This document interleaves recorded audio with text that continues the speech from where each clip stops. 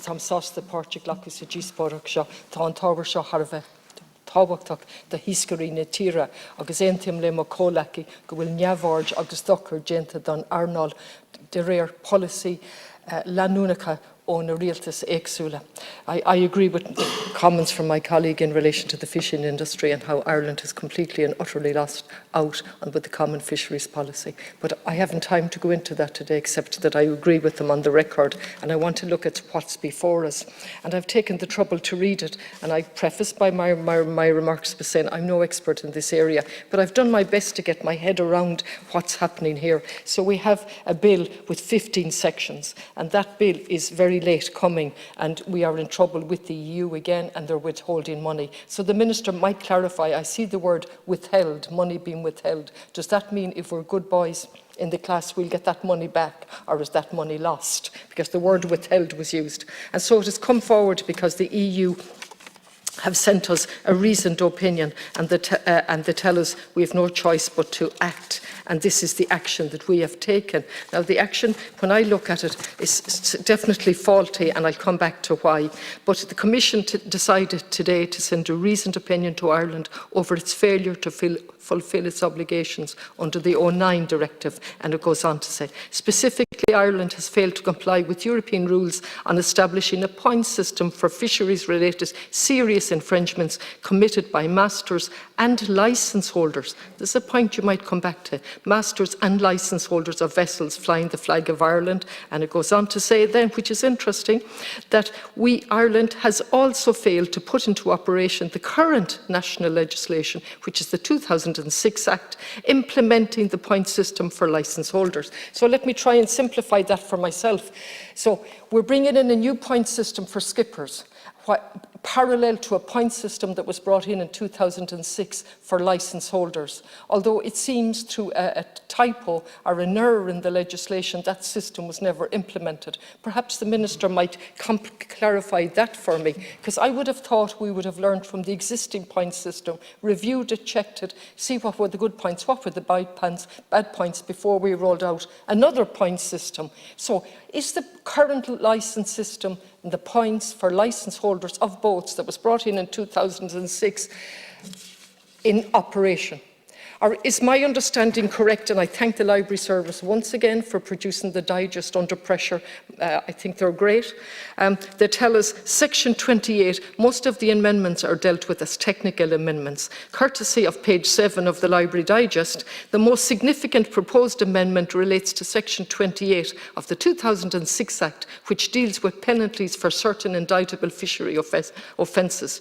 This amendment is intended to address a typographical error in this section, which effectively means that there is currently no way to prosecute anybody detected fishing without a valid sea fishing boat licence. So, Minister, would you come back to that for me? Not that I want to be a voice for prosecutions, but I want to know about that parallel system that's there from 2006. It's now 21. We're now correcting a typo, and we all make errors. I have no difficulty with that. I do have a difficulty with the length of time it's taken to correct a typo error, not to learn from it, not to explain to us today what was the consequences of that typo error, and is there a point system in being or not? That's unforgivable that that's not been explained to us today, and please explain it in your wrap-up. Then we're introducing a point system for skippers, and as well as having a civil side where we're going to give them points if there's a serious infringement, we also have the criminal side. And I'm not sure why we need both of them, and again, if you could clarify it for me, I'd appreciate it. But what seriously troubles me is we're going to doubly punish the skipper. We're going to give the skipper points, then we're going to prosecute the skipper, be it a man or a woman. And however, if that prosecution fails and the person is found innocent, they're still left with the points. Now, none of that makes sense. If somebody could explain that to me, I'd be delighted to try and explain it to the fishermen on the ground, because it's something I'm able to do when I grasp it, but I can't grasp it, so I can't explain it, except to say it's absolutely contradictory, unfair and unacceptable. So that's a major problem for me. And then we're going on through this. It's a short bill, as I said, with 15 sections.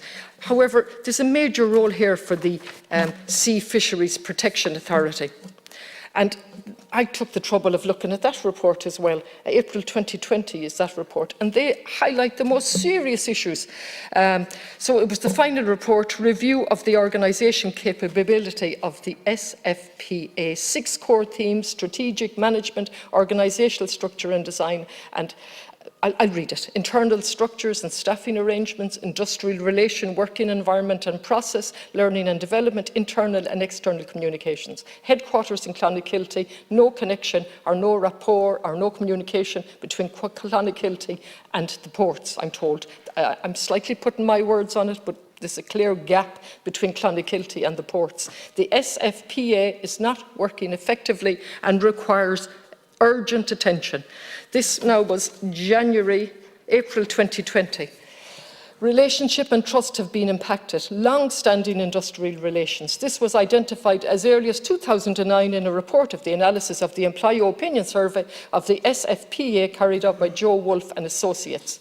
The organisation needs to be reset and unified with a clear and agreed articulation of its mandate. It needs to focus on its primary functions. It needs a clear focus on an accepted vision and core mission with agreed objectives. It needs a clear and accepted framework of responsibility, accountability, behaviours and authority in order to drive management's effectiveness. There are 3 more pages and I have 3 minutes, and I'm not going to use my 3 minutes in relation to it. An oversight group will be needed to oversee delivery, supported by portfolio management, all these lovely words of the 21st century. SFPA is consistently not meeting targets across fisheries control and seafood safety.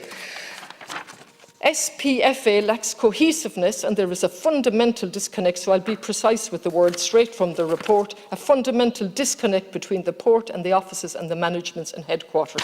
So that's the summary, in my words, of that report, which is absolutely a damning indictment of the situation in relation to the authority that's there. I'm laying blame on nobody. I'm simply highlighting the report to say there's something seriously wrong here. And now we have a penalty point system that's going to be administered by that authority, and no action has been taken in relation to resolving the problems in that authority.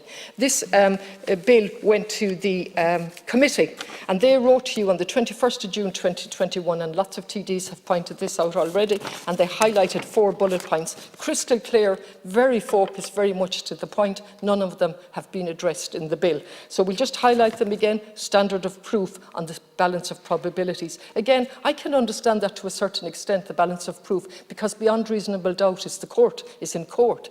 But it has to be explained to me what other systems, and I would have thought the 2006 one was the best one to look at, but I couldn't look at it because it seems it can never come into operation. So that's one point. Then the weighing and the debacle over the action taken by the EU, and they've absolutely right to do an audit, absolute right to highlight the problems. But when the sins of a few, if I use that concept, when the sins of the few and the consequence of those sins are visited on the many, then it's most unjust. So a decision was made to stop the weighing in the manner that it was allowed before, where it went to the factory, and it has to take place on the quay side, which is extremely difficult throughout Connemara, Rossaville, Carna, and where the land fish. And I think the EU was unjust in making that unilateral decision in that manner. It should have been a lot more nuanced.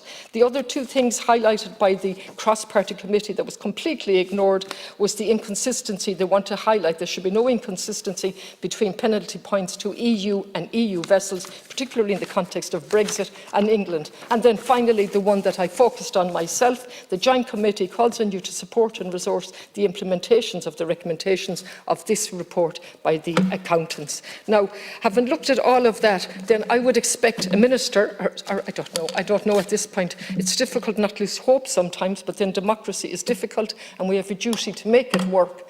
But to explain to us what were the problems with the 2006 Act? Why wasn't it operational? Was there a point system? Is this parallel with it? Where are we going with it? And not to build in an arbitrariness into this and an unjust system that we cannot stand over.